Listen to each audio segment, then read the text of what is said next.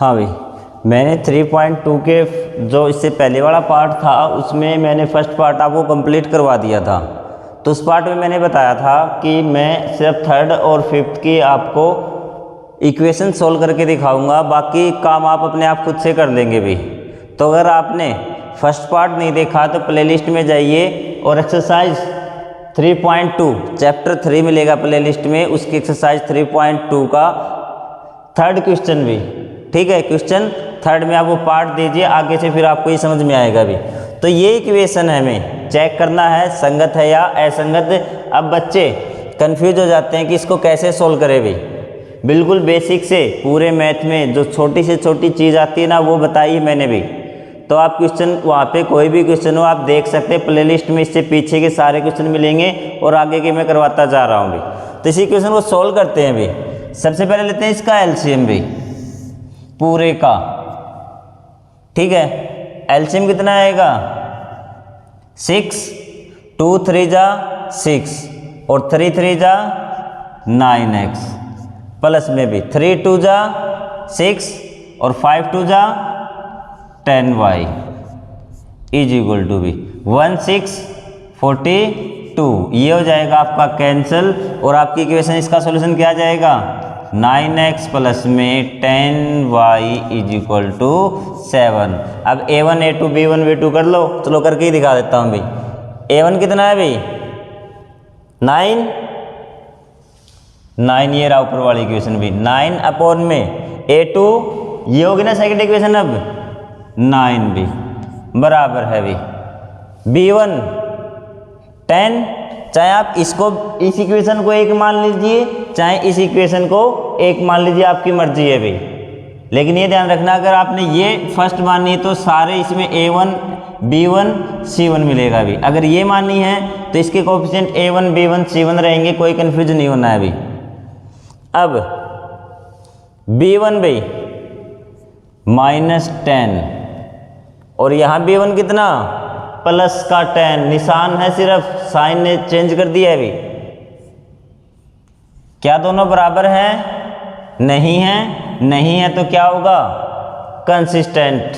ये क्या है कंसिस्टेंट है अभी। a1 a2 यहाँ लिख देंगे, a1 a2 not is equal to b1 upon में b2, हैंस इक्वेशन क्या है कंसिस्टेंट है। और लाइन कैसी होगी इनकी, अगर स्टार्टिंग में पहले दो पार्ट इसके जरूर देखना भी, तो प्रतिच्छेदी लाइन होगी, इंटरसेक्टिंग लाइन होगी भी।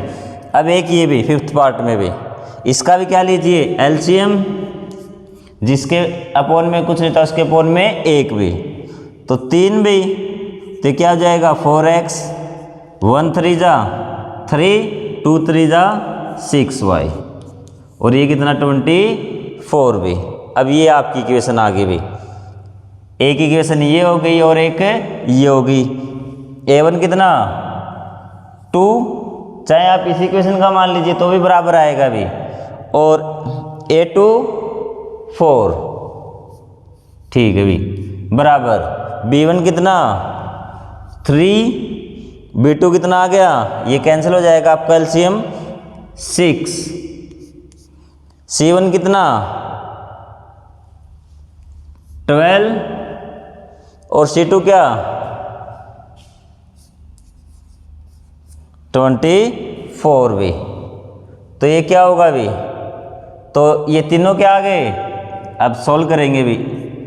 ये 2 पे, ये 2 पे, ये 2 पे भी। तो हमने बताया था असंगत में तो ये होगा और संगत में यहाँ पे नॉट इज इक्वल टू आएगा भी, ठीक है। अब देखिए तीनों ही आगे भी, न तो हमारी ये संगत है न असंगत है, इसको बोलते हैं हम डिपेंडेंट संगत भी, डिपेंडेंट कंसिस्टेंट, ठीक है। तो ये चीज़ आपको ध्यान रखनी है, अगर तीनों आए तो डिपेंडेंट संगत है भी, डिपेंडेंट कंसिस्टेंट, ये एक अगर तीनों बराबर आते हैं थर्ड कंडीशन में भी, ठीक है। तो ये सारी चीज़ें आपको थोड़ी सी ध्यान रखनी है और मैंने अच्छे तरीके से करवाया। पिछले क्वेश्चन आप लगातार कंटिन्यू चीज़ देखेंगे तो आपको इतनी ज़्यादा प्रॉब्लम नहीं होगी भी। एक बार फिर बता रहा हूँ अगर पहला ही निशान आते ना 2 बार आपके इज इक्वल टू के भी, अगर पहले में ही नॉट इज इक्वल टू आ जाए, इसका मतलब कंसिस्टेंट है, संगत है, प्रतिच्छेदी है। अगर यहाँ ना आए, नंबर 2 पे आए भी ये निशान, तो इसका मतलब क्या होगा कि ये असंगत है, इनकंसिस्टेंट है भी। अगर ये कहीं पे भी नहीं आता है अभी,